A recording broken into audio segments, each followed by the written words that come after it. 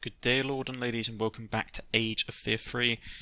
We're going to dive right into the next battle and get stuff done. This is going to be, again, a rather short video of only about 20 minutes, so buckle in, this is going to be a good fight. Now, we're facing off against predominantly orcs. When I say orcs, I mean greenskins. One thing I will say is that if you're going to give me NPC units to control, because basically I'm supposed to be able to control the insectoids down the bottom, yeah? Now, I don't realise this because I expect them to be hostile because they're not effectively hostile because they're supposed to be an NPC faction. So, I don't know, it just didn't click for the first couple of seconds. I suppose I would have seen it at the bottom if I'd paid attention to the icon counter at the bottom. I don't know, maybe if you're going to have NPC characters like that are controlled by you, you should make them turn green, have like a green base, so it's a bit more stand-outish. Or it's because I'm just a fool, so I wasn't feeling fantastic when I was recording this footage, so it's a little bit in my early gameplay. It takes me a couple of turns to realise that I can control the insectoids. Where is my wand? So like these guys come up, the orcs pop up, kill the bugs. Wait, what? Says the warlock loudly. Where did those come from? Declares Balver. Greenskins here. I guess we're close to the surface, says Alexa. Is this supposed to be comforting? Replies Dryad sharply. Nah. Trolls, kill all the intruders. Sure, I'll just grab my corpse shovel and we can have a nice cozy massacre, declares Balver happily.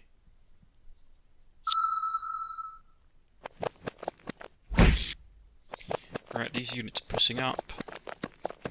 Nah, they're going to be annoying. I mean, they're trolls. We should be able to deal with them relatively straightforwardly. Like I said, it takes me a couple of turns to realise that I can move the insectoids. Now, he's got double damage, which is really nice. He's putting out 4 points of damage a turn, which is fantastic. Ah, missed. And yes, what I didn't realise at the time was I'd made a critical mistake. Which, to be honest, was that I shouldn't have shot that fungoid archer because it locked my troops into place and they couldn't get past him. Which sucked. Let's poison him. Because it uses the least amount of magic. He'll run off now and die somewhere in the ditch. We'll pull our forces up. And let's see what else we can get done. Yeah, see, this is the problem I had. I shouldn't have fired the fungoid archer because it locked a lot of my forces in so they couldn't get out, especially the slow-moving ones like the Freeman.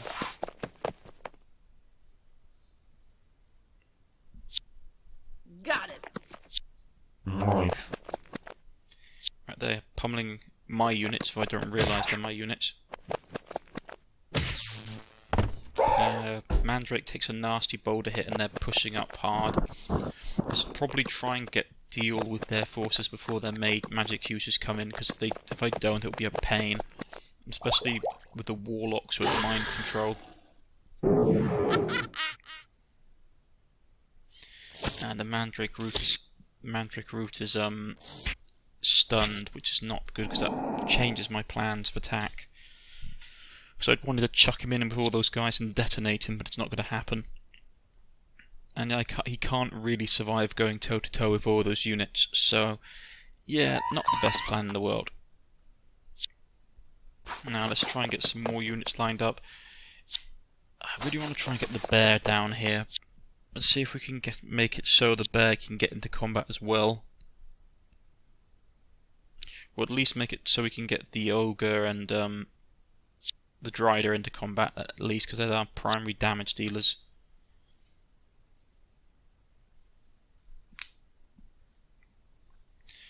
I'll move him up here, move the archer up here. Hopefully we won't trigger the golems or the earth elementals. Move him here. Move him here. There we go.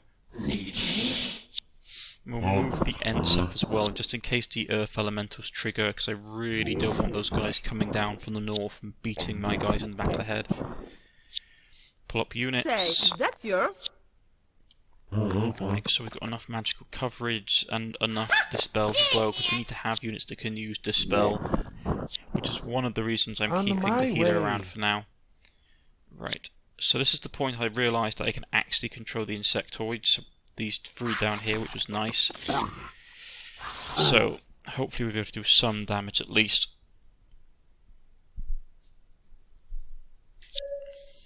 For some reason the AI, I suppose the AI just decided that it needed to try and stop my advance. He gets cursed by the shaman. More stones, more stuff. So, he gets his mana back. I need to try and deal with as many of these guys as possible. Otherwise, I'm going to be in real trouble when... Well, basically what I'm worried about is that Warlock will cast Mind Control on one of my units, probably my Ogre, and the Ogre will cause absolute bedlam. So I need to try and break as many of their supporting forces as possible. Ow! Is it? Yeah, Where is not my as wand? effective as I've liked. We can chuck the Mandrake root in, maybe we'll get some damage done. Yeah, that's not so bad, 3 units hit. We killed off one of them. Poisoned the other one. Right. Another fireball as well. That will do. Try and catch. Got it. Still really bad. Not great. Let's try and hit the Hydra, because we've poisoned it, which is nice, and we've done damage to it, so it should break this turn. Nothing else. We kill it off this turn anyway, using the Ogre. Knowing my luck, the Warlock will probably tag it. You and Lexa are getting along surprisingly well, says Nari. Wouldn't call getting along, more like getting through, says Balva. I second that. Monsters should stay in their pens, declares the hag. Balva, old nagging hags should stay in their grave. Lovely, just lovely, declares Nairi. That dryad needs her head examined. Right. I'm going to move him up here. And he misses so we can get the bear into combat. Because that will cause that troll to break and fall back. And we can follow it up by chucking him in. Kill him off so he gets double attacks. Then move some to this one as well. Controls are starting to break, which is nice. That one broke. So we break those two as well, or break that one. The one that's still fully healthy is okay. Which isn't great, to be honest. Move these ends up a little bit more just to get a decent line in place in case the earth elementals activate.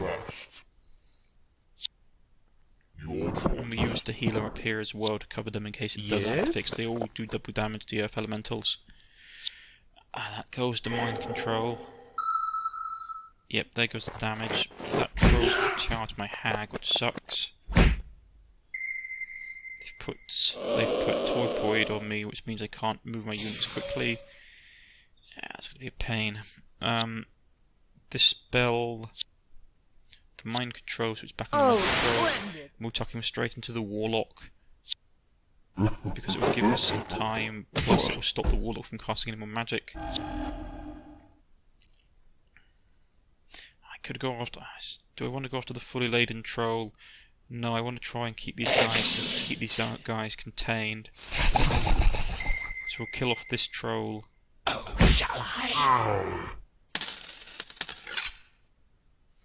we'll kill off this troll.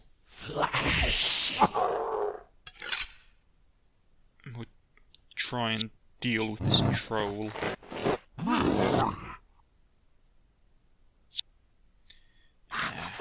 Not as much damage as I'd wanted. Let's see if we can actually get some damage off. Could pull him back, but it's not great. Let's just try and break its morale. Dagnabbit. Okay. That's not great. We'll send the insectoids up, probably to help. And if push comes to shove, we can just pull some units back and chuck the insectoids in with their double attacks.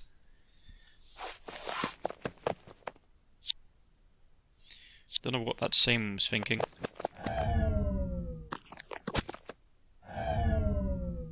Oh, they're trying to use chill tuts, that's what they were trying to do. That's good to see. The troll broke rather quickly. Finish him off. Come on, finish him off. There we go. The fungoid finishes him off. Nice and efficiently. Excellent.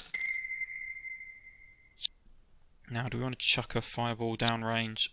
Nah, that's not going to be fantastic. So, he's going to heal, then he's going to kill off this shaman. That will break the warlock will fall. We can send the ogre into these two to keep them contained. Smack that one and kill him. That shaman's morale must be dropping relatively quickly. Move the ent up here so we've got a nice solid barricade. I'm probably going to deal with the elementals. Just kill them off because it's free XP. Really, dude? You're actually going to try and fight the ogre? Okay, fair enough. Next, just smack him in the face and he'll run. Move this guy down here. I might just steal his potions as well, if I'm being honest. It means I don't have to buy them. My ranged units won't really do much damage against earth elementals, but death by 1,000 cuts and all of that. I've set in there a pearl. That's not too bad. We can use it to get another roll on the mermaid random dice game. Let's see what we get. A health potion. I wanted the greater health potion or the vitality potion. We'll move the ogre back up north to deal with the earth elementals. Oh, let's trigger them. Oh, flip! Forest Chard, why disturb Earth? Apologies, friend, we didn't mean to disturb you. Nairi, why are you talking to a pile of rocks? Declares Balva. Balva, please, make like a tree and stand still and silent. I'm talking. Dryad needs a lesson. A lesson in combat, maybe. Come get some. Declares the Dryad. Right. Oh, these guys are up and they look annoyed, so let's get down to business. Fireball. Where is my wand? It's done a good amount of damage. We can probably absorb one round of combat. I'm not going to bother trying to attack them with melee with these guys, there's no point. I guess good to keep running. Right, so they're still up. Move down there and take his stuff. Excellent. Yep, finally, essence of life. Now I'm pretty sure the shamans are orcs, not goblins. Otherwise, would take him hostage to feed him to the vampires. Right, we'll wipe out these guys. Where is my wand? That was surprisingly uneventful. I thought they would be much more of a threat, but I got lucky with my dice rolls, which always makes everything so much more straightforward. We'll send the insectoids up to broken some of the stuff. Excellent. Assassin's Blade and like broken shard sword, which is nice. Rather straightforward fight. Personally, I thought it was going to be a bit more challenging, but I have got quite a veteran army by this point, so what can you do? Right.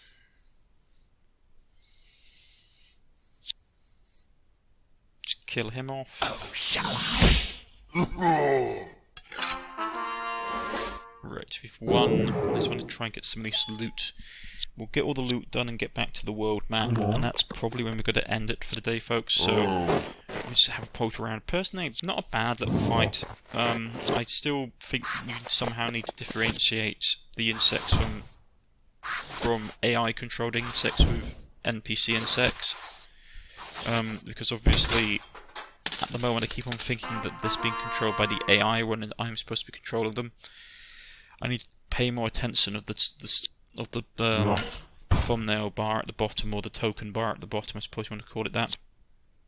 Let's open up this chest. I've sent a couple of units with the arch just in case something pops out. So I wouldn't put it past them.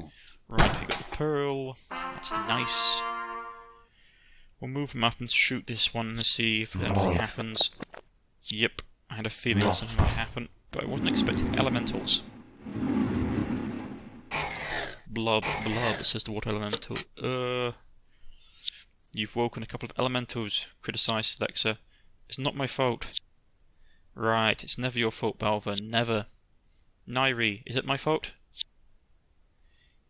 You both shut up, says the dryad tiredly. Right, let's get these guys done with. They've got regen, which is a pain. So let's just get down there and punch them in the face. We'll move the Dryder up. It means the ogre will have to suffer a couple of rounds of multi-attack, but it's only going to be a couple of attacks, nothing particularly terrible. No point shooting them because they've got poison resistance. Right, that worked nicely. We punch that one in the face and he can come up there and kill that one. So, yeah, I mean, to be honest, if we were lower level they would be a much higher threat, but they're not. Right, get him down here. Let's get his chest open. Right, what did we get? Money, assassin's armor, shard blade. Oh, that's not too bad. Shard blade is a nice weapon. You need to have high attack though to use it because it drops your attack modifier. So we won, which is always fantastic.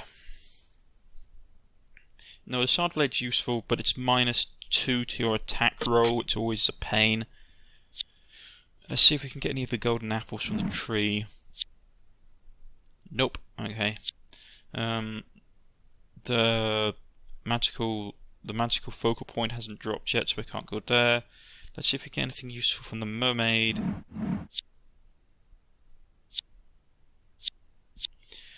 Ice sword. It's.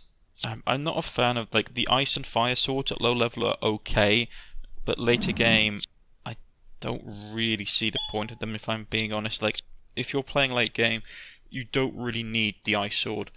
I don't need Iron Mind because I'm pretty sure he has it already from something else, which is nice. I'll probably just get him a health upgrade. I mean, Despair Attack is useful, but like health is health. Health in this game is really always one of the things you need to have, especially for your heroes. So he'll get health upgrade. Finally, Lexa can get to Elite, which means I can start buying her actual abilities. There's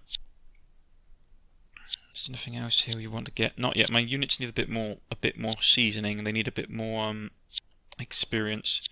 The bear leveled up nicely, so he can go up to Elite status.